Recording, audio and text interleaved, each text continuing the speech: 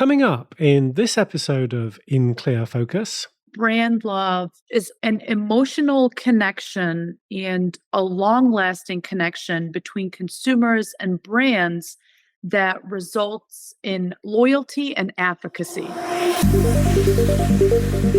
You're listening to In Clear Focus, fresh perspectives on the business of advertising. Produced weekly by Big Eye, a strategy-led full-service creative agency growing brands for clients globally. Hello, I'm your host, Adrian Tennant, Chief Strategy Officer. Thank you for joining us. In today's fast-paced, highly competitive market, brands of all sizes seek ways to foster connections with their customers, transforming them into loyal advocates and creating communities around their brands. In this episode, we're going to look at some of the strategies and tactics successful brands employ to achieve high levels of consumer engagement and explore how brands can cultivate meaningful relationships with their customers. Our Big Eye Book Club selection for August is Brand Love, Building Strong Consumer Brand Connections. The book's author is Lydia Michael, the founder of Blended Collective, a multicultural marketing and brand consultancy based in Detroit, Michigan. Lydia works with organizations to develop brands and marketing strategies, and her experience includes working with startups and scale-ups, as well as established companies such as Deloitte and L'Oreal. To discuss the process of building culturally inclusive, long-lasting consumer brand relationships and some of the ideas in Brand Love, Lydia is joining us today from Detroit, Michigan. Lydia, welcome to In Clear Focus. Hi, Adrian. I'm happy to be here today. Well, congratulations on the publication of your first book. What prompted you to write Brand Love? Thank you. So, looking at the market and the different books around emotional marketing and brand love, I saw an opportunity and really a gap in the market to talk about brand love and approach it from a different perspective. And that perspective being culture. So I wanted to write a book on the topic of brand love that would consider the role and the relevance of culture in marketing. So that was really one of the key drivers. And then on a personal note, I've been really researching this topic since 2016 and have been really passionate about the concept of brand love and have integrated that into my work over the years. And so at some point, I had so much information and again, just so much passion that drove the need for a book, I think, that I'm able to share with everybody across the world. Lydia, how do you define brand love? In the book, I define brand love as an emotional connection and a long lasting connection between consumers and brands that results in loyalty and advocacy. And what are the benefits for brands of attaining brand love? I think there's so many different benefits, right? I mean, the definition already says part of it is the loyalty and advocacy portion. But really, when you want customers to be loyal to your brand, to your products, it's all about creating this level of trust and making sure that people want to stick around, making sure that people want to choose you and really become a brand champion for you. So in order to do all of that, there are a lot of different stages that you have to go through, both as a brand and a customer. But I think once you've attained these different levels throughout the consumer life cycle, in the end, it's all about having a loyal customer and somebody who advocates for you. Your book is structured around 8 sequential stages toward attaining brand love, beginning with awareness and culminating in loyalty and advocacy. Now, we'll dive deeper into some of the steps in a moment, but could you give us an overview of the brand love drivers and the 8 brand love stages? Yeah, so I created the brand love drivers sort of in association with the 8 brand love stages model. And the idea is to create this practical tool for companies of any size at any stage to be able to use this in their day to day. And so when we look at the brand love drivers, I introduce both emotional and rational drivers. And in the book, I talk about 10 of these on each side. This is not to say that there are only 10 brand love drivers on each side, but it really is an idea to help you understand the concept. And I take the idea of the brain, the right side of the brain and the left side of the brain. And a lot of times we hear that the right side of the brain is the more emotional side, the more creative side, and the left side is the more logical side that's focused on rationale, on more reason. And so I take that foundation and I created those brand love drivers around that. And on the emotional side, at least, things from authenticity, empathy, humanization, personalization, those are all drivers that contribute to that emotional experience that we have with brands. And then on the rational side, you have things such as innovation, convenience, relevance, differentiation, things of that nature. And so taking all of these and looking at the brand love stages, which again are 8 stages, they're the stages that take us through the brand consumer connection, right? And so when we start with things like awareness, familiarity, those are all foundational elements that we need in order to, at some point, get to the level of trust and attachment, love, and of course, in the end, loyalty and advocacy. And so all of these drivers ideally happen throughout these 8 stages.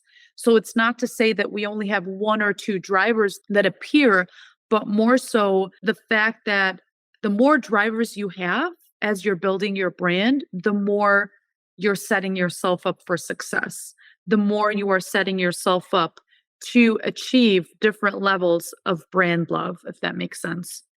The first part of your book lays out the foundations of brand love, in which you make the point that a brand isn't owned by a firm or an individual, but by its consumers. Lydia, can you explain what you mean by that and the implications for marketers? Yeah, absolutely, Adrian. When we look at any brand that we build, a lot of times we're very intentional, or we should be at least. We should be intentional about the brand that we are creating and building.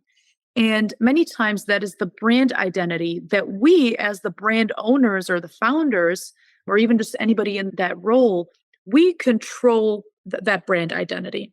But the brand image, the way that we are perceived by our customers, a lot of times it's outside of our control. And so the brand image is owned by the consumer. So a lot of times when we talk about the brand identity that we want to create and the brand image, which is the way we want to be perceived, the best way to make sure that that aligns is through brand positioning.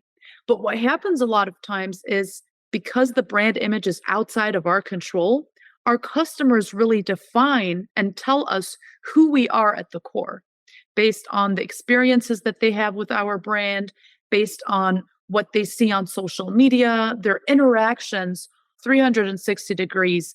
Just from a holistic perspective, I think in the end, they tell us who we are, right? We can tell them all we want as to who we want to be or who we strive to be. But in the end, it's all about how we are being perceived. And so if you're actually perceived the way you want to be perceived, that is successful branding. That means that you are positioning your brand in the right way to make sure that those two worlds align. Now, you believe it's important for brands to build communities. Do you have any examples that illustrate this approach? I give a few different examples in the book. I focus around streetwear brands, for instance. So, in the fashion industry, the clothing, retail space, you see a lot of the streetwear brands that are not just about the products, but they're really about people over product. And so you have brands like Melody Asani, for instance, is a woman-owned brand that has been around for a decade or longer. You have brands like The Hundreds. They're both very different, but very successful streetwear brands that, again, prioritize the people over the product that they sell. And they really focus on community. And they do that by activating their brand. And so things like activating the store, the retail store, for instance, to have panel discussions and talk about relevant topics and social topics that are important to the community, to create a space where people can come to and have these uncomfortable conversations sometimes that are needed, though, for growth in order to really drive that community element forward. In the book, you write that brand love is achieved through a mix of emotional and rational drivers. Can you explain the differences between them? I think I talked a little bit about it when I explained the concept of the brain and sort of focusing on the right side of the brain and the left side of the brain. And so, similar to that, when we talk about emotional and rational drivers, the emotional drivers are the ones that really tap into that right side of our brain, right? The ones that allow us to be more empathetic, the ones that allow us to be more human when we tap into brands.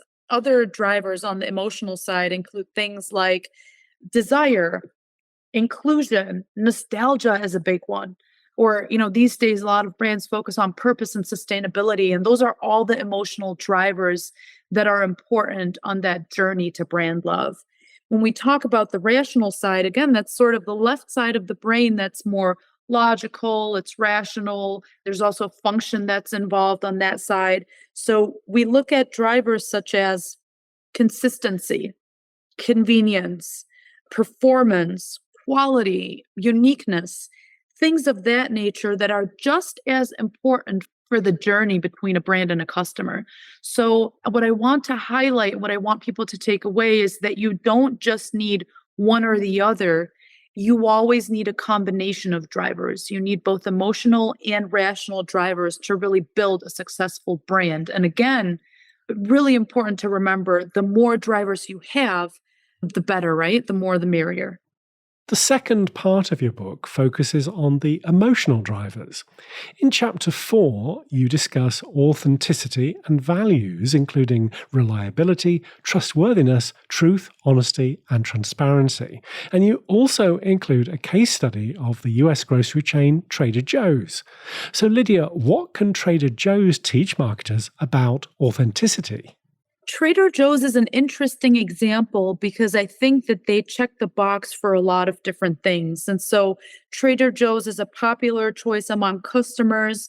And, when you look at Trader Joe's, they don't actually do any marketing, they don't really have any advertising in place. And yet it has become such a popular brand that resonates with people. And I think authenticity is a big factor, whether you look at it from the cultural perspective of them really tapping into different cultures in an authentic way. I think the authenticity comes through and even just their product innovation and their product selection when you see that certain products are actually imported from that part of the world, which really makes you feel like, oh, I'm getting this unique, this different food or, anything from this part of the world here locally. So it has a very local vibe, but at the same time, it also has a very global cultural vibe that adds to the authenticity of brands. And so I think that that makes it a very unique case study. And even outside of authenticity, we look at different drivers such as experience, which can be both emotional or rational. But we look at that experience, and every time you walk into that store, there is warmth, there's greetings, there's this connection that you have with the staff that is very different than your traditional grocery store that you were just run into to grab an item or two and leave. Again, it's this experience that you have every time you're in that space. Well, of course, Trader Joe's is owned by Aldi. Most consumers that I've spoken to are quite surprised by this. Do you think it's something to do with the human element? I mean, Trader Joe's prioritizes human interactions between what they call crew members and customers versus Aldi's focus on low prices and a self-service model. Yeah, I think the human element and the human interaction are huge when you compare the two brands. And just like you said, a lot of people don't know that Trader Joe's actually is owned by Aldi. But when we look at that, there's a few different elements that are important here. One is the value proposition is very different of the two brands. Even though they're owned by the same company, they target a completely different audience, which is why the value proposition is different. So again, you have the low price and the self-service model with Aldi, but then you have this human element with Trader Joe's. And the way that this is achieved, again, goes back to brand positioning. So based on the values that are associated with each brand, we position them completely different and targeting different audiences. So when you have that human element and that people interaction, it does tap into more of the emotional side of connection, right? And I would say Aldi probably taps into more of the rational drivers and elements versus the emotional drivers. And this is a really good example where you see how that can result in brand love. Personally, I haven't really heard of anybody talk about Aldi as the loved brand necessarily, but it still gets the job done and it's still very successful. It's because it checks off a lot of the other drivers that are still very relevant in the customer journey, whether it's, the low price, the convenience, the different values that are still relevant for success. Let's take a short break. We'll be right back after this message. Hi there, I'm Lydia Michael, the author of Brand Love, Building Strong Consumer Brand Connections. Reflecting my experience as a multicultural marketing and brand strategist, Brand Love is for any marketing and brand professionals, entrepreneurs, and those who oversee the brand messaging, communications, and other consumer-facing strategies.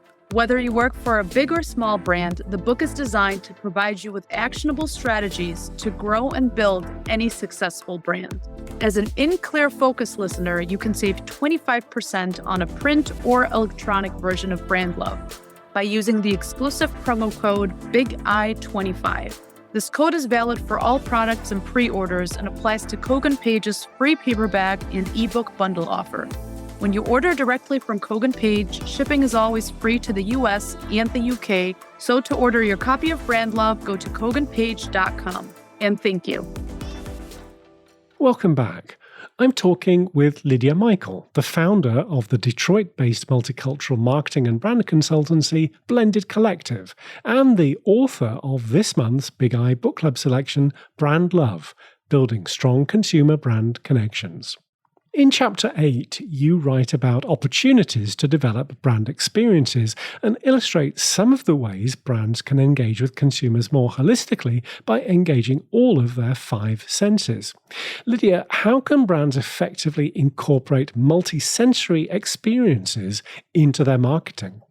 Yeah, when we look at marketing and advertising, we naturally, I think, are so used to focusing on visual assets, things that stimulate the eye, and all of that is important. But I think over time, focusing on the senses has really shown us that the more we do that, the more we connect with the human that is behind our brand, but the human that is supporting our products and our services.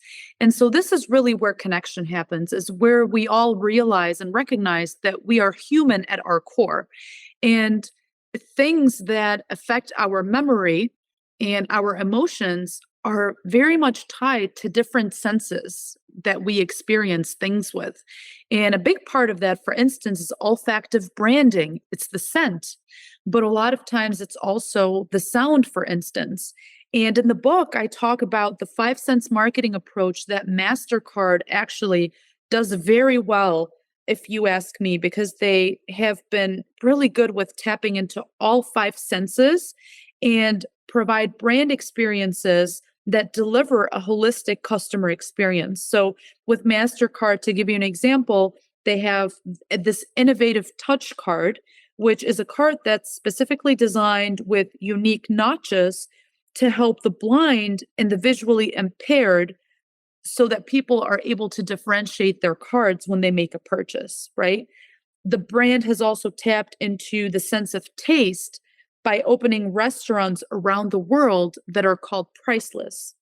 And then they use that same brand to also tap into the sonic brand identity, which is the sense of sound, where they've created a music album so that people associate the company with features outside of the logo that again tap into things outside of just the visual marketing that we're so used to. And I think when we're able to tap into all of those senses and provide a holistic experience like MasterCard does here, for example, I think that we're able to really connect with customers on all different levels in a very natural way. The third part of Brand Love speaks to the rational drivers, including relevance, differentiation, and consistency. Lydia, in what kinds of ways are rational drivers helpful to brands that want to stand out from the crowd? Rational drivers are just as important, like I was saying, whether they focus on function or not. but it's important to stay relevant and to provide value nonstop. And so when we look at those rational drivers, things like consistency or offering convenience, we see that brands that are able to tap into one of these drivers or more are really, really successful. Amazon is a good example that I give in the book. And I think that that's a no brainer for a lot of people that are listening is the element of convenience, right? People are almost don't care anymore to support a brand if it's not convenient for them, So people want to save time. People want things to make sense for them and their lifestyle. And so convenience plays a huge role in that and getting things quickly and getting things on your term and how you want that. So that's one of the key drivers on the rational side of things that explains a lot of that. What's the strategic value of a brand's founding story? It's interesting. I see it a lot of times when I work with small businesses, but I also certainly see it with larger businesses. One example that I give in the book talks about the Warby Parker brand, the eyewear brand. And I think the brand really does a good job at going beyond just the store experience, beyond the website, beyond the emails. And they do that by tapping into their founder story. So when I bought my first pair, I opened up the case and I saw that there was a cloth, a cleaning cloth, that had a message on there that was short and sweet. And to me, it was really inspiring because it tells the story of the brand, the founder story essentially, and it talks about the why, basically the reason why the brand was born into that world of eyewear. And it talks about wanting to make eyewear more accessible and more affordable, and that traditionally eyewear has been really expensive, especially if you need to get a pair with prescription. And so this is their differentiator as to why they came to be. But also, this founder story to me as a customer, and of course, I look at it from both the lens of a marketer and a customer, but looking at that cleaning cloth, I mean, I don't remember the last time I celebrated a cleaning cloth, right, for a pair of eyewear.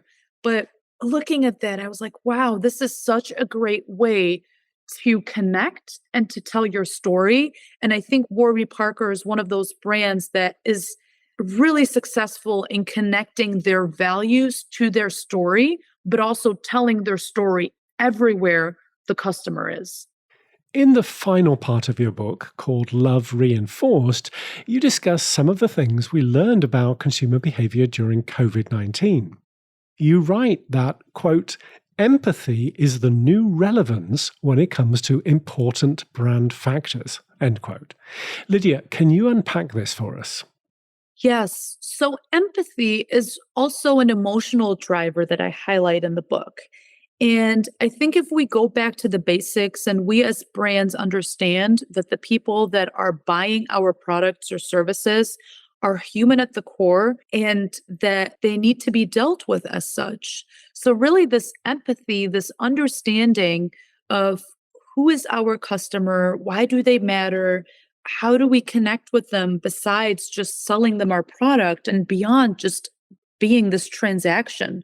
And so the brands who show that they get you, that they feel you, that really understand who we are as customers, I think are the ones that show the most empathy and the most humanization. And this again translates into success. So one example that I just remembered that as I was on a flight last week and I was heading to New York to meet the publisher, I was on Delta and I remember the story of when Delta one time threw a pizza party for their passengers because the flight was delayed or canceled. And so that created so many feelings of joy and excitement. And people started sharing different pictures on social media and it began trending. But that example is just to show you that brands really need to embrace the moment marketing. They need to embrace the human behind all of their brand support and connect with them in the simplest way possible. One of the early reviewers of your book described you as a global citizen. To what extent has your personal background influenced how you approach client projects at Blended Collective? So I grew up in Germany and I have a Middle Eastern background. And then I came to the US years later. And so for the better part of my life, I've been navigating three completely different cultures, three different continents essentially, on a day to day basis, whether it's in my personal life or in my business life. That has been a big part of who I am. And also the way that I show up when I work with my clients at Blended Collective. And so I think the way that that has impacted or influenced the way I approach my work is I can easily adapt and be very agile and flexible in any work environment that you put me in. And I think a lot of that comes from understanding the different cultures so well, but also being able to read people very well based on whether it's their cultural background or different diverse factors that they bring to the workplace. And I think that that only adds richness to any project because I'm basically practicing what I preach, right? I've lived all of those cultures. I've lived the multiculturalism. I've lived and worked in different spaces and different places. And so I think being able to bring that to any project adds a lot of value. Well, in the book, you recount coming to the United States and your first experiences with drive throughs. Lydia, why do you think American consumers prioritize convenience compared to European counterparts? I think it's something that's simply embedded in the culture. Anytime I go back to Europe and I come back here to the US, the element of convenience is something that sticks out to me very much. And even though we as humans, we're creatures of habit, but I also believe that we're creatures of convenience. And so consumers are really addicted to convenience and they trade their money for convenience. And I think a lot of times we see that more so in the US because, again, I think it's part of the culture that we grow up in and sort of our surroundings that shape the way we are as customers. So whether it's our attitudes, our lifestyles, I think a lot of it is built around convenience here in the US, more in North America compared to our European counterparts, where convenience can be important, but I think only in certain categories. Because again, growing up in Germany, convenience wasn't always superseding other values for us as customers. It wasn't always at the top of that pyramid, if that makes sense. You write passionately about the value of having a diverse workforce and growth in supplier diversity programs. Yet, as you know, legislation has been introduced in at least a dozen states aimed at cutting DEI spending and rewriting hiring guidelines at colleges and universities. Lydia, what impact do you foresee for business and culture? I'm a huge proponent of culture in the workplace because of everything I just explained. When you add that richness and that understanding to the workplace, I think one, having that representation in the workforce to then better create campaigns and projects that are touching customers directly and targeting specific audiences is really important. And when we look at the cultural landscape of companies and especially corporations, where a lot of times you think that they would have the manpower and the resources and the staff to make no mistakes, that's actually where the mistakes happen. And I think it goes back to not having the right representation in house to work on those campaigns, to really bring this cultural understanding to the drawing board. Reducing that, I think, will have a more negative impact than anything. Because when we look at research studies, and this is not just an opinion, but it really is a fact that has been researched by multiple studies, and McKinsey and Company, for instance, is one of them. But if we look at different diversity studies, they do show that people who have a more diverse workforce are not only more innovative in the work that they do, but they also bring more creativity to the table. They provide better problem solving skills and, all of those different positive elements that contribute to the work that we do that is not just internal, but also that's consumer facing, which is really important for that to resonate with your customers. What do you hope readers will take away from your book?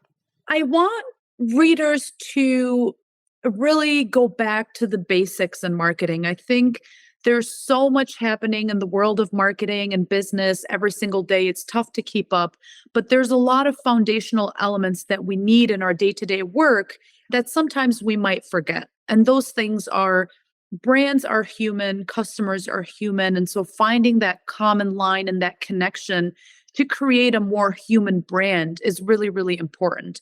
But at the same time, also making sure that culture plays a relevant role in marketing, and so does emotion.